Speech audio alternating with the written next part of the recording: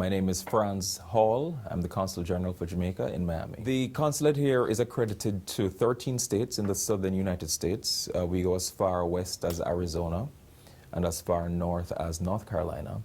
And we also have consular jurisdiction for the Bahamas and Cayman Islands. We find that the needs are typical, usually for passport services or documentation that is required from Jamaica that we can intervene or assist with.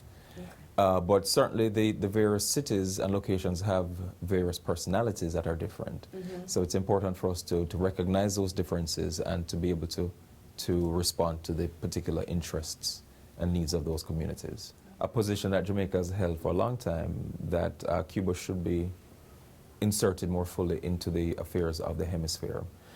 With that being said, we have long discussed the possible repercussions of opening up relations with Cuba, but our tourist product is such that it caters to a different type of market, and there are sufficient attractions that will be able to sustain competition, if you will, from another country. In fact, when we had the global downturn a few years ago in the economy, Jamaica had the distinction of having its tourist arrivals increase during that period. So I think we are aware of the strength of our product.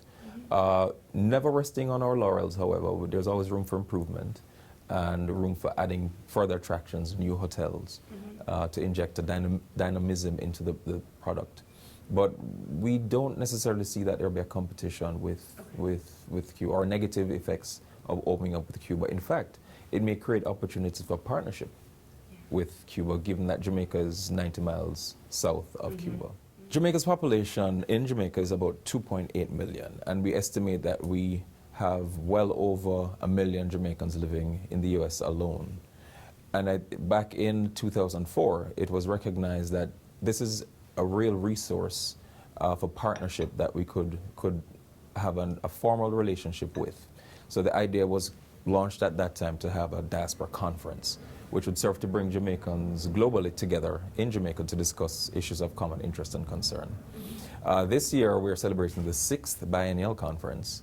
And so it really, as I said, represents a global forum for Jamaicans to discuss issues of interest in Jamaica, as well as issues of interest to the various communities that reside outside of Jamaica. So it really is an opportunity to collaborate and to chart a common way forward with the support of Jamaicans throughout the world. We've come to recognize that Jamaica is a borderless country, and this is a form of engagement that we believe will assist us in ensuring all Jamaicans have a role to play in the development of the country. This year, the theme is Partnering for Growth and Prosperity. This will be my first conference in this capacity, and I think it will be a wonderful opportunity to really connect with members of the various communities here in my area of jurisdiction and to establish a personal connection. It's been a very involved process. Just last week, the 30th of April, we had a launch for the Diaspora conference here in South Florida, which was the last in a series of launches that were being conducted by the Ministry of Foreign Affairs and Foreign Trade. We had our Minister of State in the Ministry of Foreign Affairs and Foreign Trade, Arnaldo Brown, lead that delegation. He was able to address a large number of Jamaicans in the city of Miramar, which incidentally the event was streamed. So we had participation from, I believe, 5 countries throughout the world, with a number of Jamaicans in those countries signing in. The minister also had the opportunity to speak with representatives of the clergy. Part of the focus of the conference this year is to incorporate the clergy and faith-based communities more centrally in the discussions on social and economic development.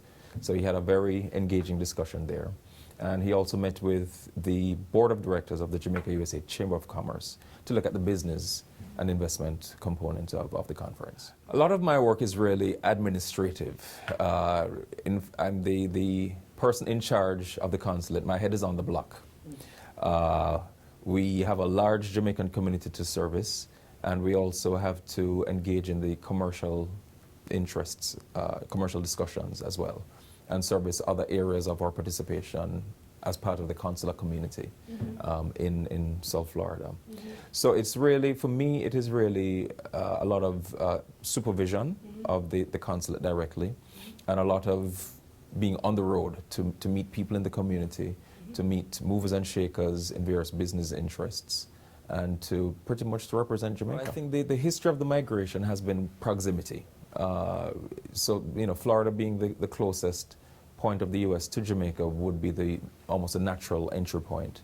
And of course, Jamaicans do not, you know, like cold weather, despite the fact that we have a large Jamaican community in New York and in Northeast USA. But over time, people tend to migrate to warmer climates.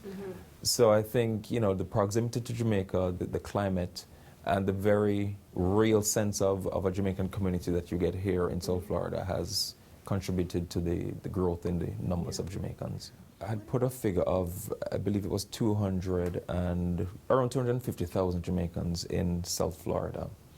However, that is, in our view, a conservative estimate of the numbers of Jamaicans. In South Florida, we would put the figure closer to 400,000.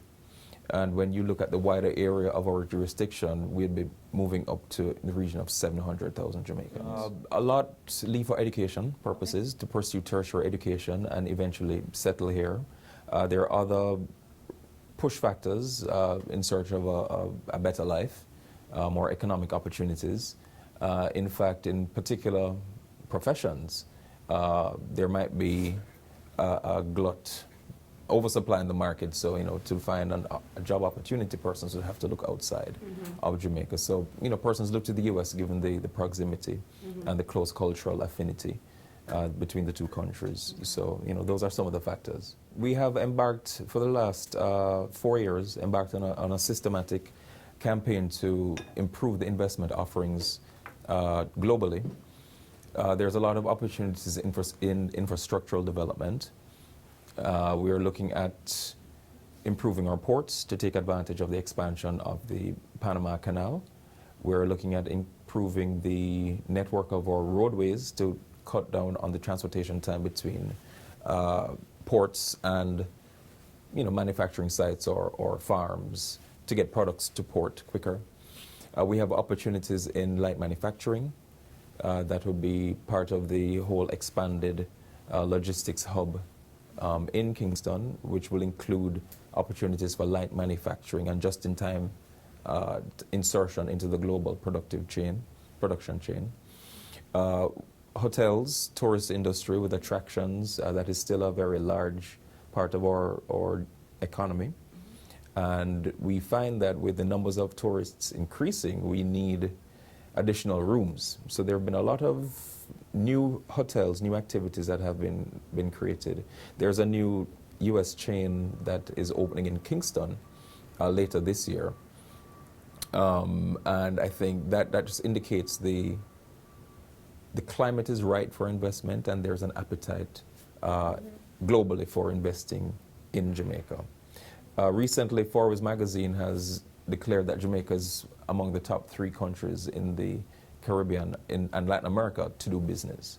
So, you know, that is a really good ranking, and I think it speaks to the strength of the investment climate and the infrastructure that we have in place to facilitate investors. Interestingly, given the proximity of the port, a third of our exports from Jamaica enter the U.S. through South Florida, that is between the Port of Miami and Port Everglades. And that is really a distribution point for the areas that are within proximity to Florida. A lot of our exports are agricultural products. And so you find that given the proximity, you know, perishable items, you need to be close to port, needs to be a good network for distribution, which I think we find here in South Florida.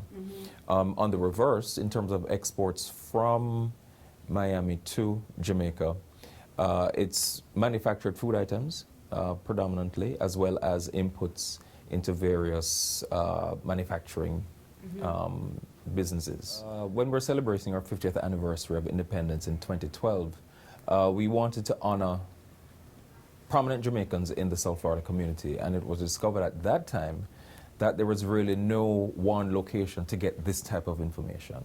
So at that time, former Consul General Sandra Grant Griffiths pulled together a team of community representatives and began to discuss the possibility of launching what is called the Jamaica Cultural Resource Center, which would really act as a repository of information on the contribution that Jamaicans have made in South Florida since we've started migrating to this region. And that has grown. There is now a Jamaica Diaspora Legacy Foundation that has been established, which will be the governing body for the Jamaica Cultural Resource Center.